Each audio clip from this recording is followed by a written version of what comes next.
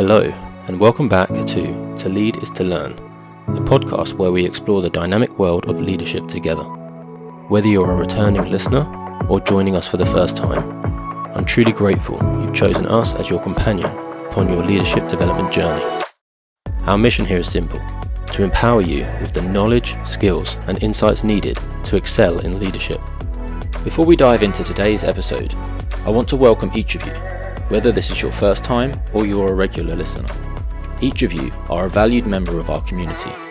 Your trust in us is invaluable, and it's a privilege to contribute towards your growth. Speaking of growth, did you know that To Lead is to Learn is brought to you by Lambda Solutions? At Lambda, we specialize in leadership development and coaching, dedicated to empowering individuals like you to become the best leaders possible.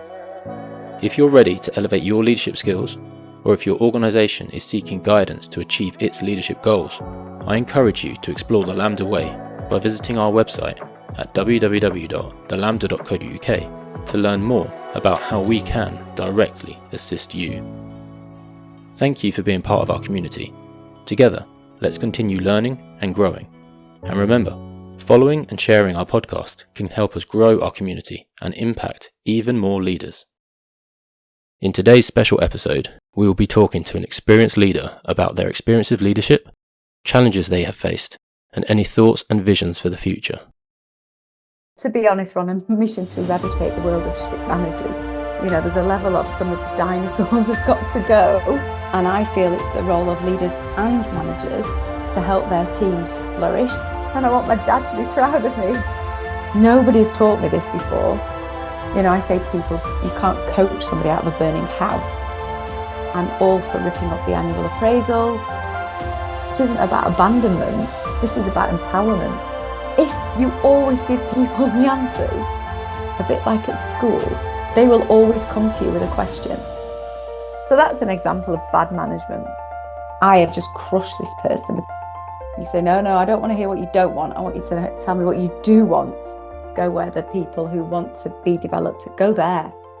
That is a fabulous place to work.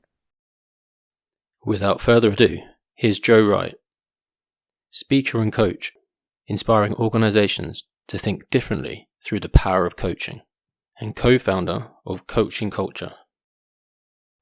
So the first question that I try and ask everyone that comes onto my podcast is that everyone has a story as to where they got to where they are now. So can you give us a sort of run through your story and then what led to the writing of this book that you have just released? Wow, there's 52 years to cram in there, Chris. So let's see how I can pick out the salient points. My story, I suppose I could start from a professional perspective because that's where I really first got interested in coaching. I literally went straight from university into a role that was a people management role. So I didn't go through this sort of technical route and then suddenly finding that I had people working with me. So I had to learn some skills very quickly without going on any level of development programs at the time. And I started to recognize, obviously, I was full of imposter syndrome. I was straight from university, all these people. I was their line manager. They knew so much more than me, so much more life experience. So imposter syndrome was crazy inside me. And I realized that the best way to build relationships was to ask great questions, to value the opinions of others, to get the best out of people. And over time, I started recognizing that developed relationships and trust and high performance, and I was growing and developing, and so were they. And I'll never forget the moment where it really sort of the penny first dropped, and there's been a few penny drop moments, but the first moment the penny actually dropped, and that was I was a young manager and I was busy trying to give all the answers because I thought I needed to know them all. And eventually I just said to my team member, oh, what would you do? Because I just had nothing left to give. And he came out with so much better ideas, solutions. And together we sort of collaborated and came up with a great solution for a customer. And I remember thinking, why didn't I ask that sooner? Why did I not draw out from him sooner? So that was light bulb moment number one. There's been a few others, but I'll share another one was much further down the line. So by now, going through my career, I recognise that coaching conversations were really powerful. Again, I'd not really been on any coaching courses. I just knew that asking great questions, listening to people, working together to, identify how to work forward and empowering people was getting the right answers for me and the team and them. Everybody was winning. I was on a big change program, and I recognized that people don't just change when you tell them to, even though we want them to. It's like, this is the change program. It's, and a lot of companies fall down because they just sort of say, this is it, this is what we're doing, off you go. And I recognized that it was the value of conversations I was having on one-to-ones or in group coaching that actually was winning hearts and minds and getting people to buy into the changes that were coming further down the line. And that made a huge difference. And I made it my mission to get a coaching qualification because I just knew there was a deep psychology behind people, behaviours and change. And I went on my coaching qualification back in 2015. So only really 9 years ago now. And it was just life-changing, absolutely life-changing. So I then because I felt that it was life-changing for one person, how could we get it out to the masses? So I made it my mission to get coaching out to the masses as best I could. And I did that through partnering up with my business partner, and we set up Coaching Culture to use technology to get coaching conversations out to the world. That was the only way we knew how to get it out, to spread the word. We're not saying everybody needs a coaching qualification, but what we're saying is everybody needs to have some level of coaching capability. And it's become a mission because I think if it changed my life so profoundly, how can we get more coaching conversations to change more lives more deeply? Because it's a force for good. And I'm just desperate to, get it out. And the book, I suppose, is one of the ways, I talk about my personal purpose being to inspire as many people as possible to think differently through the power of coaching. And the book is one way of doing that, to actually inspire people to think about changing the culture of their organisation, to encourage more and more conversations to happen, to encourage leaders and managers to adopt a coach approach more of the time. So that's a really potted history of my post-university story. But, I've always been somebody who loves to see others succeed, loves to see people develop. Even back to my school days, I get my energy from other people and seeing them grow and thrive. Very much a people person. And I think that's fundamentally what the principle of coaching is about. It's interesting that, like, the title of the book, we'll say it, is No More Shit Managers. And it's interesting that you've gone through your story and how you identified the coaching style yourself and then developed as a coach yourself, and the fact that you want to inspire people to coach more. Was there any experience along that journey of bad managers that then inspired the title at all? Yeah, so the title's deliberately provocative. It was going to be called Start Small, Go Everywhere, 7 Steps to a Coaching Culture. And it would have just sat with all the other vanilla books on a bookshelf. And I thought, if I want to get this book to jump off the bookshelf, people to read it and take action on the back of it, I need to grab the attention at that very first moment. Ultimately, that's what I want to do. I want to get the book out to as many people as possible so they start to make a difference in the workplace. So yes, I think we've all experienced disappointing behaviours from managers. But in the book, I share toe curling stories, and that includes me being a disappointingly poor manager. So it's not a manager bashing book in any stretch of the imagination. It's me being vulnerable. This is what I did. I hope you feel the pain when I'm sort of writing it, is what I say in the book. But then also, for every toe curler, there's also a heartwarming case study of how it should be done and how it can be done and how it is being done. So yes, I think we've all experienced disappointing experiences with line managers. And the title of the book came to me because I said to people at an exhibition last year, I was exhibiting with, I've got 2 businesses. One is Coaching Culture and one is me as speaker and coach. And as Coaching Culture, the software and content provider, we were at an exhibition and people were coming up to us sort of saying, what do you do? And I was like, our purpose is we exist to make work better. They were like, oh, that's nice. And I was like, we make good leaders and managers even better. They're like, oh, yeah. And I think I must have been tired. I don't know, feeling cheeky, I don't know. But I basically said, to be honest, we're on a mission to eradicate the world of shit managers, and laughed when I said it. Obviously, I only said that to the people that I felt like I had some level of instant rapport with. And they just went crazy for it. They were like, wow, that's fabulous. That needs to be your purpose. That should be what you do. And it made me think, I've got something here. So I went onto LinkedIn like I usually do and kind of gauge the reaction of the very people who probably buy my book. And I did a poll, and 88% were sort of saying, yeah, you need to be doing a cheekily provocative title. And then the last sort of approval of the book title was my dad hates swearing. And I thought, oh no, I've got this title and I want my dad to be proud of me. The first ever book in the family, the first ever author in the family. I needed to feel proud. So I sought my dad's approval. And he said, as long as it's not the F word, Jo. And I thought, well, that's fine. That's the title sorted, isn't it? So the title is provocative, deliberately so. It's definitely not a manager bashing book. In fact, somebody has called it on LinkedIn a love letter to humanity. So actually, it's a very positive, inspirational book of hope, but actually not just hope. It gives practical guidance and steps to take. I've had some fantastic feedback. People have written to me going, wow, I'm ahead of people and culture. And this book is the first thing that's ever connected the dots for me. Thank you. And I was like, wow, I'm getting such good feedback. I'm really quite humbled. But I suppose I've put my heart and soul into it, and it's my passion, which comes through, I guess, in the book. But also I've had the lived experiences throughout my career to be able to connect those dots for others.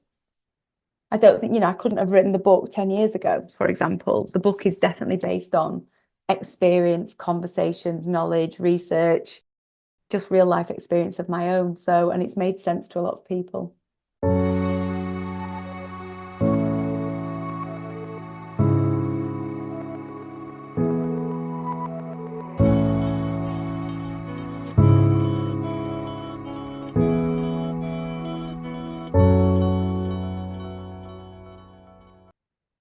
It's interesting because one of the big misconceptions I feel like is out there at the moment is the manager, leader, and what comes under each hat. So can you sort of give a summary of what you understand the role of a manager and the purpose of a manager is compared to the role of a leader and the purpose of a leader is? Yeah, I actually explain that in the book. I say, I use the word managers, but actually I might also be talking about leaders. What I particularly mean is people who've got direct reports reporting to them. And I feel it's the role of leaders and managers to help their teams flourish, to get the most out of them, to encourage and support them, and help them develop and help the team perform together. So for me, a leader is often somebody who is, got a broader remit, strategic business decision making. They may have multiple people reporting, they may have different layers. Whereas a manager is often the one who's just got the team right underneath them, as it were. But they're all responsible for the development of their teams and their people. And I don't believe they always see that as their role. And that's the thing that we have to solve. So I believe that, a leader will often set the strategic direction, allocate resources, budgets, etc. But the manager is there to execute on that plan within their own team, with the team, but they're also responsible for people. And I think that's the really key point. It's interesting when I ask that question, I always get so many different answers from people as to what they understand leader and manager to be. Yep. And I feel like there's definitely mixed messages and we haven't really tied it down. And maybe that might be causing a lot of the problems that you see, that people don't know what their responsibilities are. I think if they've got people in some line reporting to them, without question, they have to take the people side seriously, because if they look after the people, there's a quote in the book, and it's a quote from one of my favorite authors, Casper Craven, put people first and the results will follow. If the manager's there to get the results and the leader's there to unlock performance on a broader strategic level, it's all still about getting results, no matter what those metrics are. They're all responsible for people. And some organizations are even going as far as removing the role of manager, to stop the management hat, the management perception, and they're actually replacing them with people who are focused on coaching. So actually the self-managing teams and coaches, and I think that's further down the line for a lot of organizations. That's a step forward. But I reckon if we were sat here in 20 years, that will definitely have happened more and more because of exactly that misunderstanding. And I think so many people are still steeped in history from command and control. What was required back in the day is no longer what's required now or the future. And people, there's a level of some of the dinosaurs have got to go, at the right time to bring in the fresh thinking and the new ways that are expected. That's interesting because that hits a question that I had written down here, which is where do you think that we should be going in the future? So this idea of removing manager role, I think from the way you were talking, resonated with you and replacing it with a coaching culture. Yeah. So what elements of coaching then, because you said earlier that not everyone should be trained with coaching, but what elements of coaching should leaders that are listening to this podcast now take on and maybe implement tomorrow, next week, as they move on into the future? What easy steps could they take? So they absolutely can go and self-learn, whether that's through books, whether that's YouTube, podcasts, whatever the way they want to learn. I recommend 2 books. The second one, you can guess which one that is.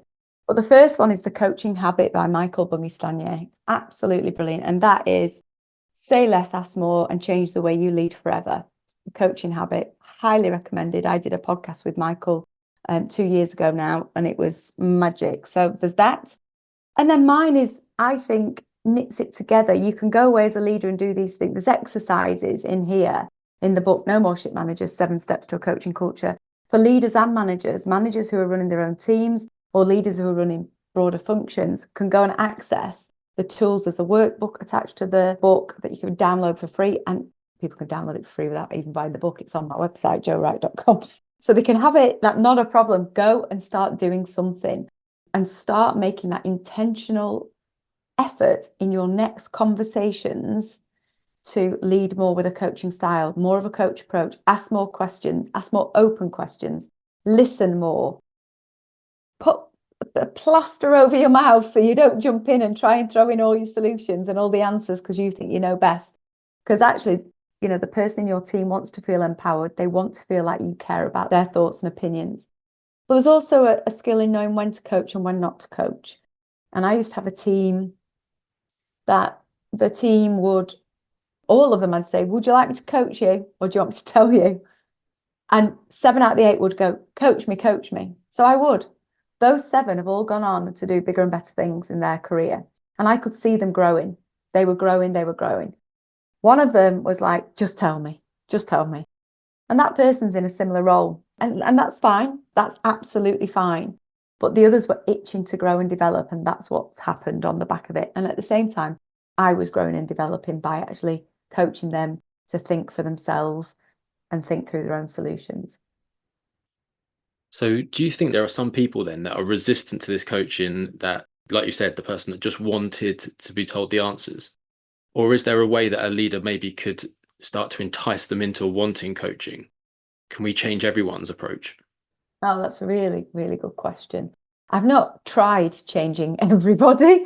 I think if somebody doesn't want to be coached, it's very likely to be a limiting belief. It's very likely to be fear-based, don't believe in it. Or even worse, if they say my team doesn't want coaching, they're actually reflecting what their own inner fears. So I'd certainly try and encourage most people to, or even just do it, ask questions and say, look, I'm gonna frame this. I'm actually gonna ask some questions and let you do some thinking and see where they go and see the magic happen.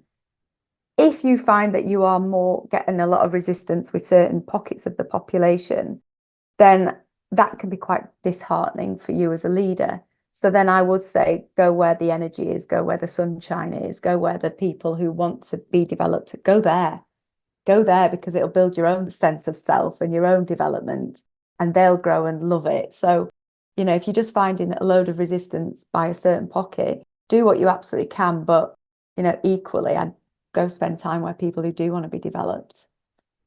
But I do believe everybody could be coached if given the opportunity and done in the right way. Yeah.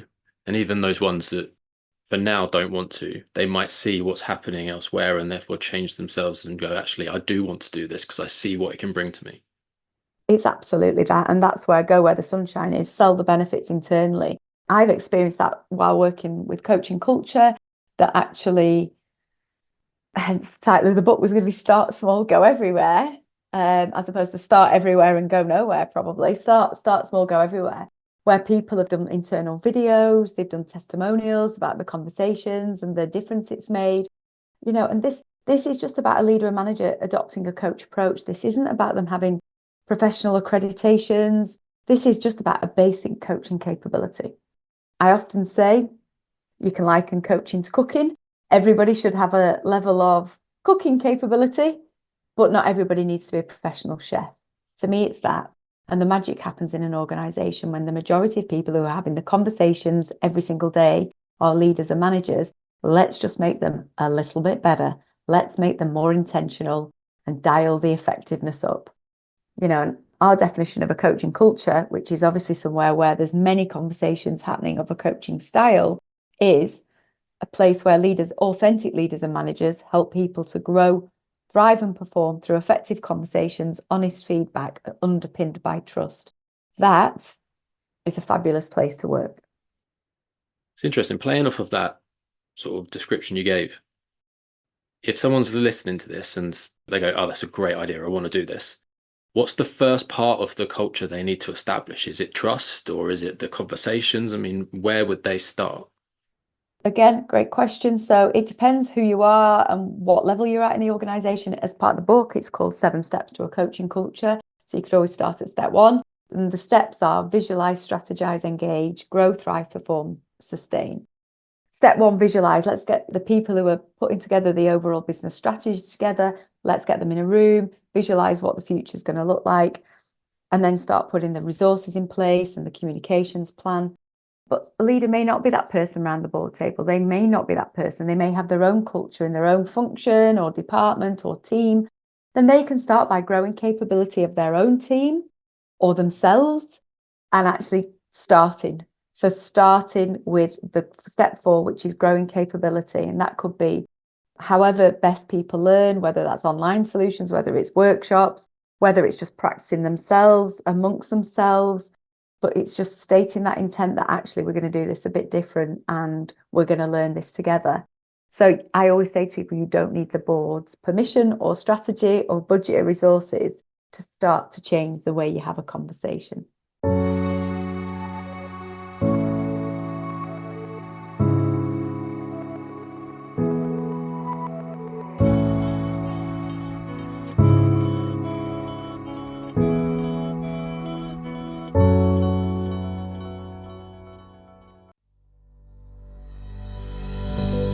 Unlock your leadership potential with personalized one-to-one coaching from Lambda Solutions. Take the first step to empowering yourself to overcome any challenges and lead your team to new heights. Our coaching services provide consistent support tailored to your goals and challenges, guiding you through the uncertainty and leading to growth. But that's not all we offer. Our consultancy services extend beyond coaching, encompassing a comprehensive approach to leadership development.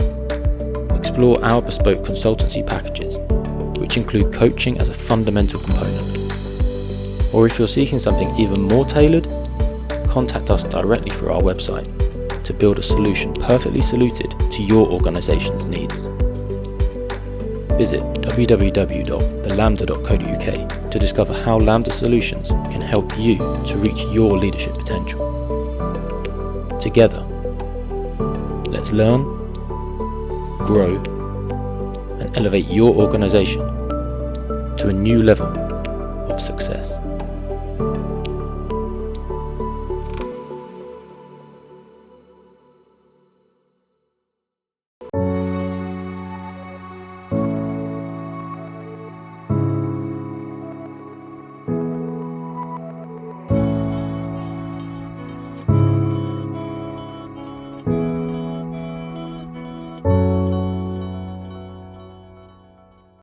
I say one of the easiest places that a leader or a manager, someone who's in a line management position, could start would be that performance management meeting, that weekly meeting that they may have. Yep. I remember playing around with this on a previous podcast with Robbie Swale, and we were thinking about what could that performance management, like the next performance management meeting, look like. Yep. So if you were to sort of paint a picture for us, what could a leader listening do in that performance management, that weekly meeting with an individual in their next meeting, just to maybe change that a little bit? Well, they could start with sort of saying, what's on your mind? What's happening? Talk to me. What do you want to get out of this meeting? What would success look like for you in this meeting? How are you feeling? General questions rather than diving into general open questions about the person. You know, how can I best help you today? So this isn't show me everything you're doing and let's tick off all the tasks. This is let's open the conversation. What's getting in the way of success for you at the moment? What's gone well recently? What would you have done differently if you had the opportunity to again? What's not gone so well? What challenges are you experiencing? How can I best help you? It's a totally different conversation, especially if you listen to the other person's responses. So it depends, what level of, is it a regular one-to-one? I'm all for ripping up the annual appraisal in a blaze of glory and actually encouraging regular conversations. So whether that's weekly, fortnightly, monthly, depending on who you are, what your role is, how often you need to catch up, how big your team is as well. But actually just getting into that level of conversation that will build trust, that will build performance, as opposed to focusing on performance to try and then build trust. And actually, I think when you open up these conversations, even starting, how are you? And let me listen to the answer. I care about you. Let's talk things through. You're going to get more out of people. You're going to get them doing the best work. They'll feel empowered, developed, and that you care, as opposed to let's just dive in. How are you getting on with your job? Bang, bang, bang. Next, move on. I often say a culture of trust builds high performance, not the other way around. So not a culture of performance won't build trust, because that often leads to burnout, short-termism. Actually, if you're building trust, it does take time, but then you're building really solid foundations for the future to build on. If you've got a really positive culture, culture is the thing that will determine whether the business succeeds in the long term. It's got to be about the culture and the business strategy. It's not just about the strategy. So they can definitely change the conversation just by asking some great questions. One of the other questions that comes up in the coaching habit with the Michael Bungay-Stanier book is, and what else? And it is one of my favorite questions for a coaching question. So when somebody tells you, they might say, so what's on your mind? Oh, this, and this. So you could instantly start having a conversation about that. You could then say, rather than diving into that, you could then say, and what else? And what else? You're opening up the conversation to actually really find out what's going on. What challenges have you been facing? What else? Any others? Often the first thought that comes into the mind isn't the only one, or isn't the one. And do you know what? They're only that. They're only great questions. And then the power to listen without diving in. And sometimes you need to dive in. Sometimes you do need to give somebody that direction. I often talk about, we've all heard of situational leadership. I think the situational coaching as well. Knowing when somebody really needs help and when somebody needs coaching and when somebody needs direction. I'll never forget one of my old line managers years gone by. I was in a brand new role, never done this type of role. It was my first foray into learning and development. And I was fresh out of sales and business development roles. And my line manager said, so what do you think your objectives should be then? And I was sat there looking at him thinking, I have got zero idea. That's where I need your direction. And it was like, what, where, whoa, I have no idea. He was like, well, what? And he just put that onto me and it made me feel really inadequate. That wasn't the time to coach me. The time was, this is what I recommend our objectives are. And then further down the line, I'd be shaping the objectives with my eyes closed, but not on your first day, on your first run, the day one of new role. So that's an example of bad management. So it's interesting going back to what you said about the open questions. Yep. And then and what else, which people hold back what really matters, and then they will lay it on the table. Yeah. I guess throughout that conversation, though, there's an element of, we have open questions. At some point, we're going to have to then narrow down onto things that we're actually going to focus on within that coaching conversation.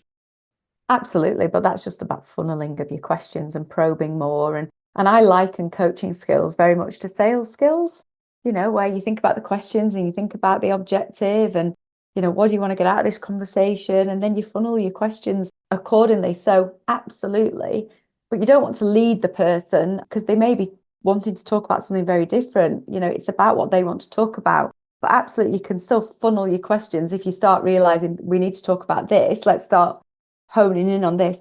But that's the question. What's the most important thing you want to focus on today then? You've just given me 10 things. What's the most important thing that will make the biggest difference for you today? Right, let's talk about that then. So it's like asking an open question to get down to the funnel of where you need to talk. And you've given two great questions that people could take away tomorrow then, of the open questions and then sort of, so what else? Yeah. And then, okay, which one of these or which two or three of these do you want to focus on today to let you move forward? Absolutely. And I think the word specifically is a really good question as well. So what specifically? Because I can sometimes be in a conversation, I think, I'm losing this, I'm losing the thread. What are you actually talking? So I'll say, what specifically is the challenge right here? Or what specifically do you want to achieve? So then people suddenly go zoom, they go straight for the bullseye and then you get there. Another great question is, people go blah, blah, blah, blah, and they've got all the things that they're talking about. You say, well, what do you want? Oh, I've not thought about that. Well, have a think about what do you want? And people often retort with what they don't want. You say, no, I don't want to hear what you don't want. I want you to tell me what you do want. And that's another great coaching question. What do you want? So at least then people can start going for what they want, because they could be talking about all sorts. It's like, well, what do you want the outcome to be? Oh, as opposed to just giving me a load of story. What do you want the outcome to be? Right, okay, well, let's focus on that then. So there's some great questions that you can start asking. And I often, when I'm taking brief from clients or anything, I use a coaching style. What do you want people to think, feel, and do differently after the session that you're proposing that I run? And they go, oh, not thought about that. What's the purpose of the session? Well, actually, let's get really clear, because the minute we get clear, I can design and deliver anything you want, but I need to know what you want.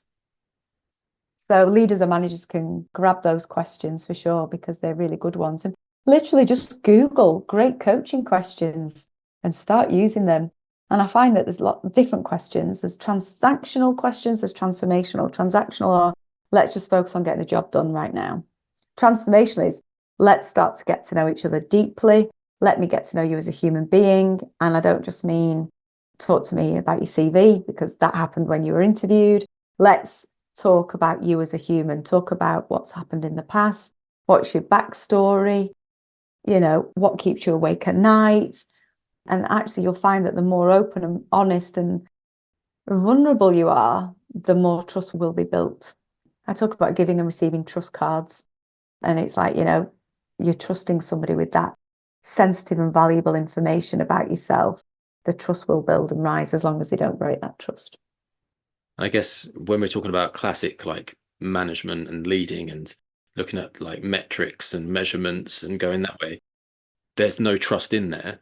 So you can't expect, they can't trust you if you've not trusted them. So by empowering that individual, by asking questions and helping, you have built that trust and you've started the trust relationship. Absolutely. By empowering others, you are trusting them to do their role to the best of their ability and to come to you if they need help. What support can you offer? It's not about dropping somebody in at the deep end and saying, oops, I forgot to give you the armbands, off you go. It's not sink or swim. It's trust, it's empowering, it's development, it's support, it's psychological safety. It's all of the positive words that you can create that environment as a leader and a manager. That's your role, to create that environment for other people to flourish. And, people come to me and say, oh, I want a culture of this. I want a culture of innovation. I want a culture of belonging. I want a culture of coaching. Conversations underpin it all. And I don't want people to get hung up on, I have to say, don't get hung up on the C word. Coaching is communication. It's conversation. It's collaboration, curiosity, creativity. There's so many C's that are attached to the word coaching. It underpins. It's the red thread throughout great communication. it's building relationships. And that's why it's very similar to sales skills. The difference is in selling, you proposing a solution at the end, but once you've asked the right questions. I'm working with an organization right now who are using one of our workshops called the coach approach to actually deliver that as every manager has to go through that. And then they're going to deliver mini sessions on the back of the coach approach, because they said that everything hangs off it: performance conversations, goal setting, feedback, career conversations, confidence, self-belief, mindset. Everything underneath that is adopting a coach approach.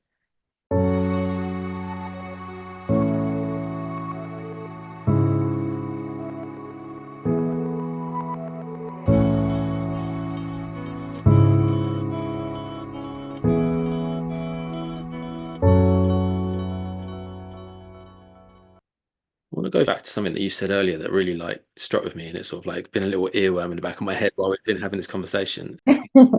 And it was the situational coaching. Yeah. Because I quite like that idea, because I think a lot of the listeners would have heard of situational leadership.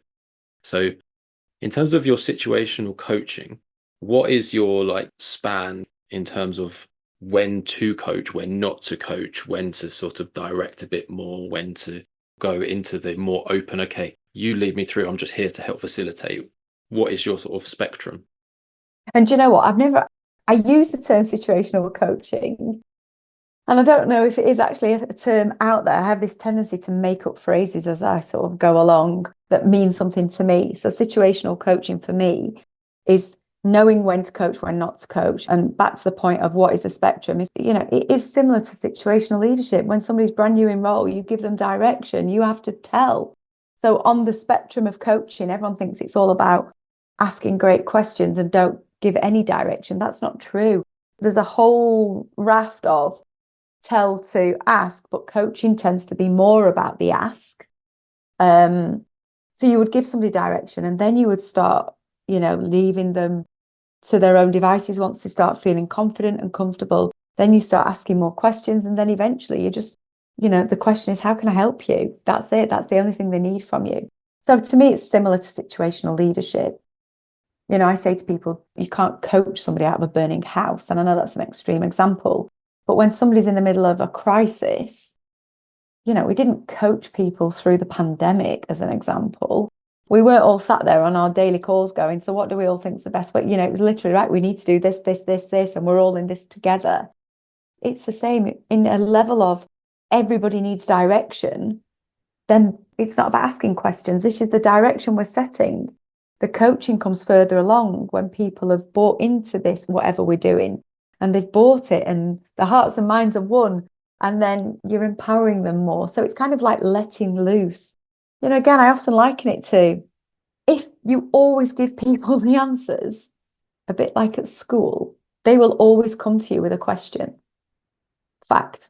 You're creating that parent-child relationship. And we seem to come to work as grown-ups, but then we just sort of default back into tell me all the answers. And it's like, no, we're all adults here. You've been brought in because you're knowledgeable, experienced. You're here to learn and grow. What do you think? Your thoughts are better. You've got more ideas. And it's really about unlocking potential in others and just giving it a go. I'm not in coach mode every second of the day. I can be a bit, and that can be irritating, particularly with family or friends. But nonetheless, sometimes you just need to say it, and that's okay. It's just about practicing. But all I'm saying to as many leaders and managers as possible is dial up your coaching style more intentionally, more often, because I reckon there's a small number that are doing that right now. Not many organizations declare to have a coaching culture, 15% if we're lucky. The majority are either don't have one at all, they're just starting, or they're on the journey. Just start dialing it up. This is going to take us many, many years to get us there. I'm on this mission, and I say to people, hypothetically speaking, I've got 2 gravestones. One of them says she died trying because I've just never achieved the goal. The other one says, didn't she do well? Because actually we've changed a whole many organizations to build a coaching culture. Because back to the point, if it was so life-changing for me, it should be life-changing for many people. We spend a lot of time at work. Leaders and managers are really quite they have people's roles and careers in their hands. They shouldn't have. They shouldn't have their careers in their hands. That's down to the individual. But often they're definitely safeguarding parts of their career. Then actually they need to make the most of that, and they need to see that as an absolute out and out privilege rather than a total pain. I like a couple of things that you went through there. I made a note of them. The first one was the bit where you're talking about likening it to school, and you always give them the answer. They're always going to come to you with a question. Yeah. And it's very much, I was looking at this situational coaching, I was scribbling down, trying to draw a model based on what you were saying. It's very much changing the dynamic, isn't it? Like, Yeah. they might come in and you therefore need to give them more of the answers, and they're going to ask you questions. But I guess it's throughout the journey, like the next few months or something, hopefully that will change the other way around. And you as the leader become the person who's asking the questions and they're giving you the answers. Like weighing scales, kind of moving the dial, kind of putting more weights on one end. I'll never forget the moment I was sat in one of our workshops and one of the delegates went, about 11 o'clock in the morning, and a light bulb literally went boom on in her head. She went, hang on a minute. Nobody's taught me this before. She said, I have been busy, non-stop, giving my team the answers because I thought it was my job to have the answers, to go and find the answers, to know all the answers. One, that's my job because I'm paid more than them. They expect it of me, and. She was like, and I'm always frazzled, and they're always coming back with the same sort of questions. And I'm always emailing late into the evening. And I was like, right, okay. If you start asking them questions or pointing them in the direction where they can go and get the answers, guess what? They'll go and get the answers. And they won't come to you again with that question. And she just went, I never realized that's what I should be doing. That has just been a massive career light bulb moment for her. And it was wonderful to see. And it was like, yes, that's exactly it. Encourage people, empower them to go and discover the answers and find the answers and come to you for support and help and guidance. Absolutely. This isn't about abandonment. This is about empowerment. And I guess throughout your time as being a leader with someone, they could have elements of their job or their life that you may be helping them out with that you're more on a coaching level with. Yeah. But then other parts of their job, you're still at that, I'm directing you, I'm helping you out here. And that's going to change and fluctuate as they grow and develop under you. Absolutely. And everybody, so back to situational coaching, this isn't just about the situation, this is about the person as well. So if you've got somebody hugely experienced, let them go and lead on what they need to lead on. Give them parts of your role because you trust them. And then you've got somebody brand new. Find out what they want from you as a leader and manager. Ask the question, how do you want to be led and managed by me? Or how can I coach you best? All sorts of great questions you can, this is about what the other person wants and how you can help them be their best, because then undoubtedly you and the team will benefit.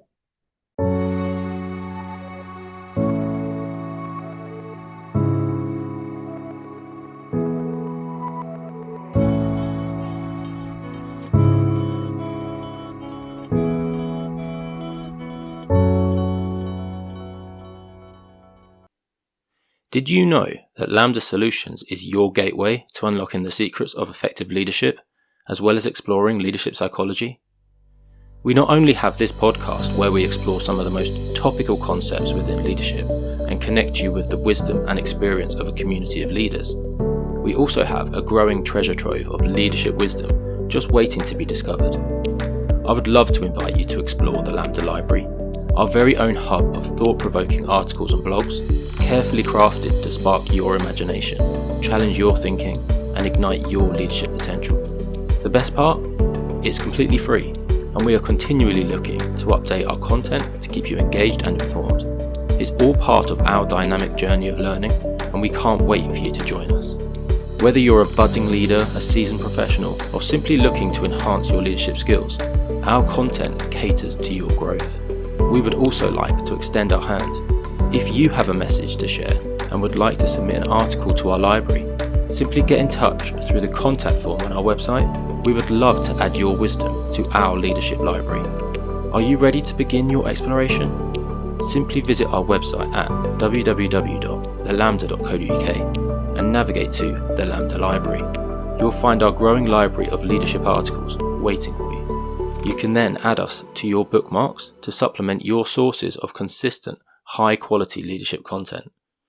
Discover insights, uncover strategies, and elevate your leadership game.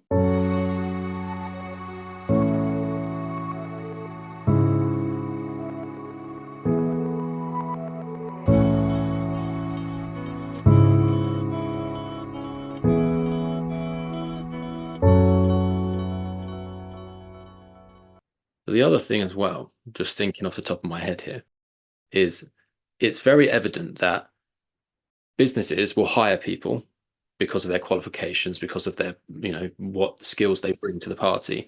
Yeah. They will then train them up in skills within the organization to do their role. But one of the things that seems to be missing is, like you said, that lady, the delegate, never taught how to lead, was never taught how to manage people, how to get the best out of people, how to develop, how to grow. So do you think we're missing a trick? Oh, absolutely. Absolutely. I say time and time again that being a leader or manager is all about people skills here, essential people skills. And I hate the word soft skills because they're not soft, they're hard. It's not easy. So for me, my other analogy that I sometimes wheel out is you wouldn't give somebody the keys to your car if they'd not passed the driving test. Why are we giving people the keys to somebody else's role and career? And quite frankly, they've just been technically brilliant. They may not even want to be a leader and manager of people. They see it as a line up to get more money, to be promoted, it's status. They may not even want to be with people. I've seen people leave organizations because they've been over promoted because they didn't want the challenge of people. It comes with all sorts of things to learn about, areas that, people have got to know about. HR, people don't always want that. They're like, look, I really enjoyed the role when I was technical. Now I've got all these people, and they don't love it. So actually, we have to see it as, to me, coaching is a rite of passage to be a people manager. Absolutely. Everybody, if you're going to be running a team, you should have some level of coaching skills, whatever level that is. It doesn't have to be rocket science coaching. Somebody who spent hours and hours. I've got an exam on Friday to continue my own CPD. It's not that. It's about coaching capability of a certain level and keep focusing on it. So I've heard it before, the promoted to the point of incompetence. Yeah. Like, great at your job, you've just promoted, and suddenly you're like, everything you were good at, you no longer have as a part of your role. And what you're doing is something you've not been trained for, and you're just sink or swim moment of like, can I keep doing it? And that can really knock somebody's confidence. I've seen it in a member of my own family who actually was technically brilliant at something, promoted to first management role, and then actually did well at that, and then went to the next role of leading quite a large number of people and really struggled, didn't enjoy it, didn't want to do it. Actually, he's left the organization, and actually quite a young person, 29 years old, and is now left to go freelance doing what they would technically love to start with. That was the experience. And I think that's such a shame. Somebody so talented has now left that organization because they were over promoted of people skills that they never really wanted to do, but saw it as the opportunity to get more money. I guess there's two things then that come into the reason why some people may accept those promotions. Yeah. One is money and financial reward, because maybe they're not getting rewarded for what they are actually good at. Right. And the other one is, I guess, the social part around it, Yeah. that people see you have this title of director of this, manager of this, leader of this, and that title has some element of prestige, which means that they have social status. Whereas we don't celebrate that technical skill and recognize that really. I absolutely agree. That status. I totally agree. I think we should be encouraging breadth of career, not vertical upwards, because that's where some challenges appear. From my own experience, my career has been so broad, operations, sales, marketing, sales training, learning and development, management and leadership development, change management, coaching, setting up my own business. It's massively broad, but I think all that breadth of experience has allowed me to really experience and see lots of different areas of organizations without focusing on one area only. All the while, I suppose mine was very much focused on people, to be fair. But I think that's culminated in me being able to write a book that has actually got meaning to it and resonates with people. I'm not somebody who's just been in HR for all the career. I literally started in HR in 2010 and we're only in 2024 now. But for me, it wasn't about HR or people team. It was actually about the passion for people and coaching that's been throughout my whole career. But it's definitely been a breadth rather than a vertical leap upwards.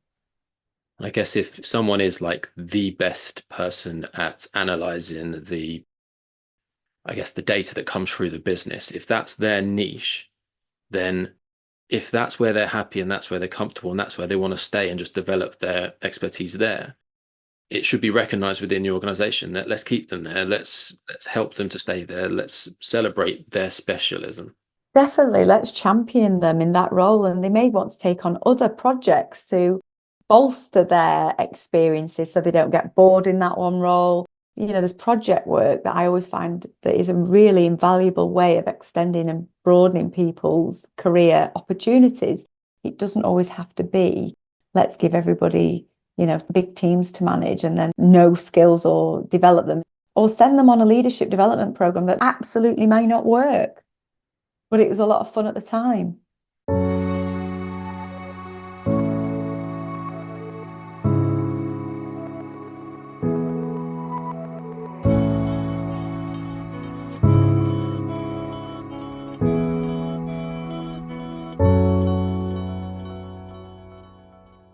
In terms of leadership and management development within organizations then, and we're looking at a coaching sort of culture. Yeah. So if a business was listening and was going, okay, so this coaching culture, is this the pinnacle, the gold, the package we need to buy in to solve everything?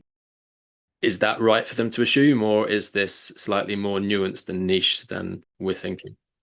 Do you know what? Somebody asked me today, it was about, are we in trouble of kind of making it the silver bullet or something like, is it, are we kind of focusing too much on coaching? Is it, making it out to be the silver bullet? I think it is the silver bullet because it's all about communication.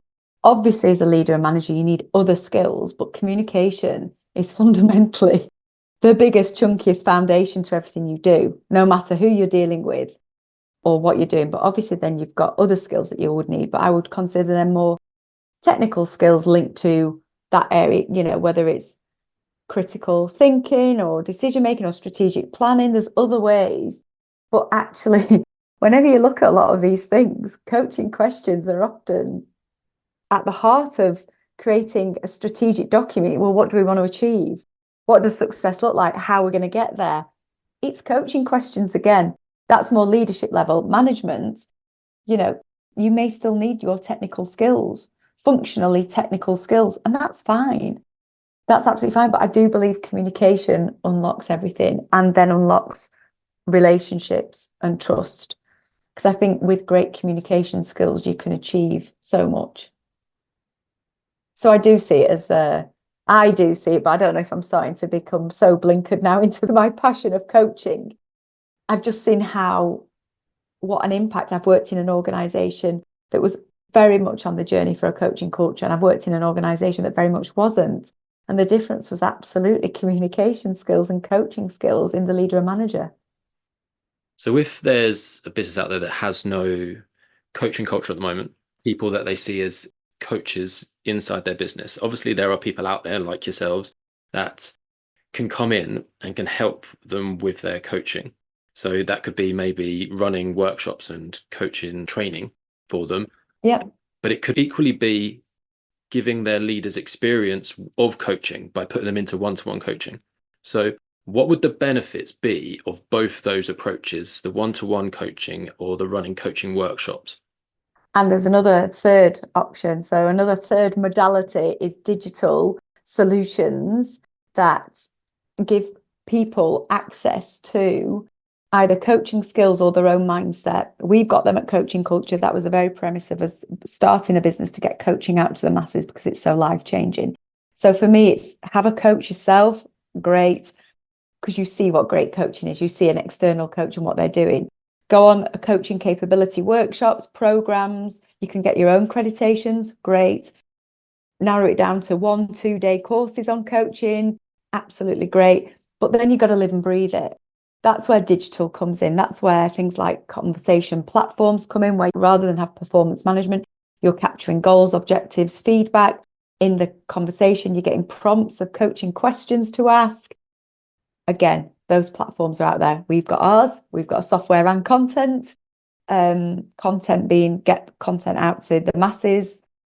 Also, conversations platform for everybody as well, to be able to capture their conversation. So it's then how you embed the capability and the knowledge and the skills and start to then test and assess and measure where you are as a culture.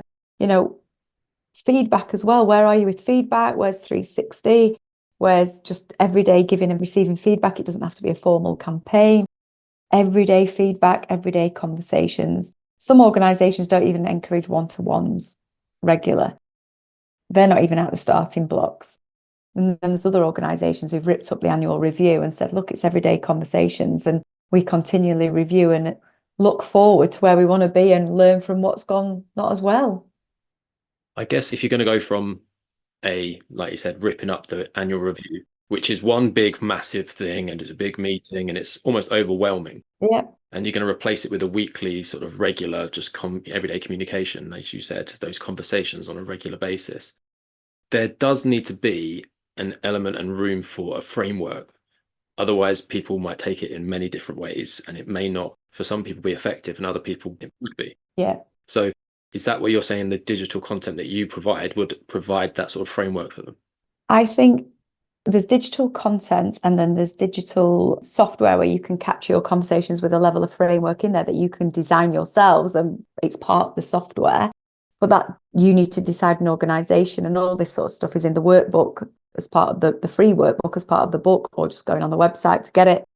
It's to download it, to give you ideas. What do you want your culture to be? What do you want? How often do you want people to have one-to-ones? So setting the guidelines, setting the framework. Some organizations have gone as far to have coaching policies in place to sort of say, right, this is who we are. This is what we expect.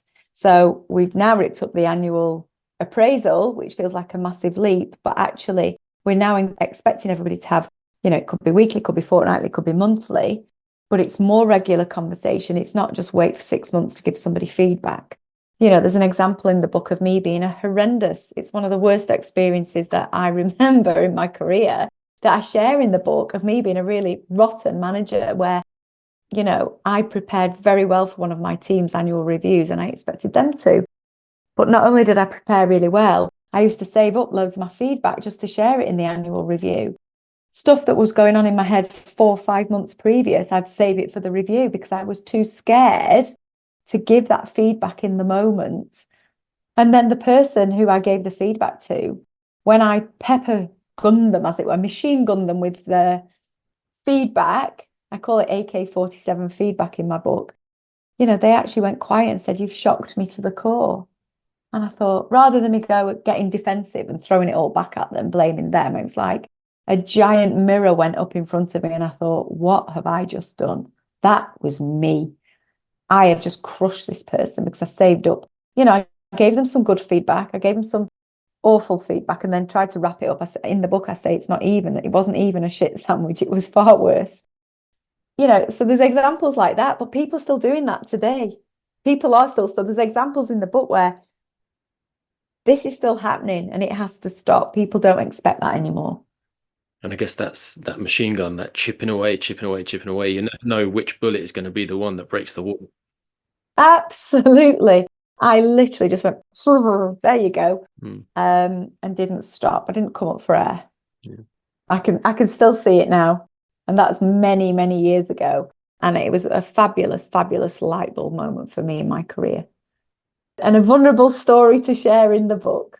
When it comes to feedback then, because that is obviously, if we're doing coaching, you've got conversations that you're going to be having, but also feedback needs to come into it as well. Yeah. In terms of feedback, what should feedback really look like and provide to someone? So if a leader's thinking about feedback, there's all sorts of different approaches. What should they be looking for their feedback to actually be so it could be actionable? Well, specific. Don't do that airy-fairy feedback where you're going all the way around the houses to actually try and get to a point when you know exactly what you're thinking. If you're thinking it, say it. Don't assume people are mind readers. Be specific, be timely, be relevant, be observable behaviors. So this is what I saw in that moment. This was the impact it had on me. So it's not opinion. It's actually, this is what happened and this is what I saw. It's not what other people have said. It's your own it yourselves. And, there's lots of different models out there for how to best give feedback. But also think about the time, the location, how the person might receive it, how you're going to frame it. I think we spend so much time in organizations focusing on giving feedback. We need to wrap it up with giving and receiving feedback. It's tough to give feedback, but it's also tough to receive it. And there's a reason behind that. The psychology, the neuroscience behind what happens when somebody says, can I give you some feedback? Loads of different things going on there. So actually, we need to learn how to receive feedback as well and how to see it as a gift and say thank you. If you trust that person, you'll accept it more readily. And as long as they're giving you that feedback from a place of positive intent, if they're doing this to help you be better, then that's feedback. If it's they're there to crush you because there's some sort of narcissist in the workplace, then don't accept that feedback. I love a part of what you said there as well, which was that you need to make sure that it's almost, this is what I saw and this is the impact I witnessed, because like you said, that's your perspective and it gives them space to say, okay, well, this is what I intended. Definitely. This is what I wanted to happen. And then the conversation can happen about that feedback so that you can get to really what it is that needs to happen next. Yeah, definitely. Absolutely. It's got to be observable and it's got to be from your perspective. And then if other people have got feedback, they can go and seek it out. The best people ask for feedback. And it's not always, but it can be tough to go out and do. But the best people say, how did I do? What did you observe? What was your perspective? Absolutely. In terms of development in this case, so feedback is obviously key, for that's the end result. I'm looking at this and this is then how you can improve next. You've got there's a learning element that you have to do. There's also this experimental phase. And I think within psychological safety, if we're talking about a coaching culture of leadership, there needs to be that room for experimentation and failure to be sort of welcomed within an organization. Otherwise, you can't move forwards. So what needs to happen within the culture of an organization for failure to be accepted? Oh, I think that's a really big question. I think that I call that an organizational growth mindset.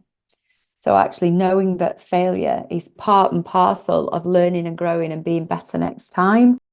Obviously it depends what level of failure you might be talking about. But I think continuous iteration, learning, growing, improving, learning, growing, improving is the way to open up people's potential to learn. If you say, if somebody feels like something's gone wrong, you say, well, what did you learn from it? Rather than, well, that's awful, that's a bad thing. But what did you learn from it? What are you going to do differently next time? And then that people are learning and growing. And I think what has to happen, I think that again is a cultural shift of expectation. Nobody's perfect. Perfection doesn't exist. So actually being better than the day before has got to be the goal, and for every individual to embrace that growth mindset. But that is about a culture of psychological safety, isn't it? Feeling that you can. I think one of the most important traits in a leader is humility and accepting when they're wrong and owning up and just saying, you know what, I cocked up here, I messed up, and that's fine, rather than covering up and lying and making mistakes. I've experienced somebody recently who's written to me and it's clear that they've made a mistake. And I'd much respected them more if they'd have just said, I messed up. And they didn't. And it's like, oh, that's not great. Just say it. I think humility builds trust. And that has got to be, leaders have got to role model that. There's a lot of lack of trust in leadership teams, whether in organizations, in the world, in politics, and I think it breeds that mistrust. And actually, for people to be vulnerable enough, and take the courage to own up, then we can all move forwards in a much better way. And that creates that culture. Whereas if people are trying to cover things up, not admitting to mistakes, then that's just that's a toxic place to be. It's interesting, this sort of air of perfection that leaders feel like they have to have. Yeah. I guess there must be an element of that imposter syndrome. I need to look perfect, look like I know what I'm doing. Yeah. And by displaying that almost erodes the trust from those below them, which then erodes away that culture of that psychological safety, that experimentation, everything. People respect you more if you are open and vulnerable to, showing your vulnerabilities and seeing them as a strength, not a weakness. And I think we've got a long way to go for a lot of people to get there. I think certain leaders feel that they need to know it all and they just don't. Listen to a leader recently, a CEO of an organization, share publicly at their conference his backstory, what he was great at, what he wasn't so great at. He just went up in everybody's estimation, opinion, because he was so open and honest, rather than look at me, I know it all, I'm the best, because that's just not helpful. So we got this bit that you said about 15% you said of organizations. Broadly, we've not measured it exactly. This is me doing things like LinkedIn polls and surveys from Coaching Culture. So it's based on those samples rather than some worldwide census on organizations. I guess, and in that element, it could have some selection bias in the sense that the people that are connected to you are more likely to be coaching cultures as well. So yeah. So let's round that down to 10% then. Let's say 10% of organizations have a coaching. Yeah. So it's on the path to you having that headstone of, oh, wow, didn't you make a difference? So the book hopefully will help as well. And there's many other books, as you said, out there that people could go out and read, and you gave us one as well. Coaching, obviously, hopefully all the listeners are going to be thinking, okay, if I'm going to label it coaching or just start asking questions, that's what I'm going to do. Other than ask more questions, then, my last question is to ask you for what piece of advice would you give to a young leader or maybe a younger you when you were just starting your journey out that would have made the biggest impact on your leadership? What would have had the biggest impact? Knowing that, so a young leader or young manager, knowing that people's skills are incredibly important. They are essential, and they are the key to unlock you as a leader and manager and your performance as an individual and also as a team. So take them seriously, care for your team, motivate them, challenge them, and support them, but ask them, how can you help them? And how can they also help themselves? But care for your teams, and you'll be surprised at the results. That's good. And it just dawned on me when you said that as well, of how similar coaching and servant leadership actually is. Yes, I think you're absolutely right. I think you're absolutely right.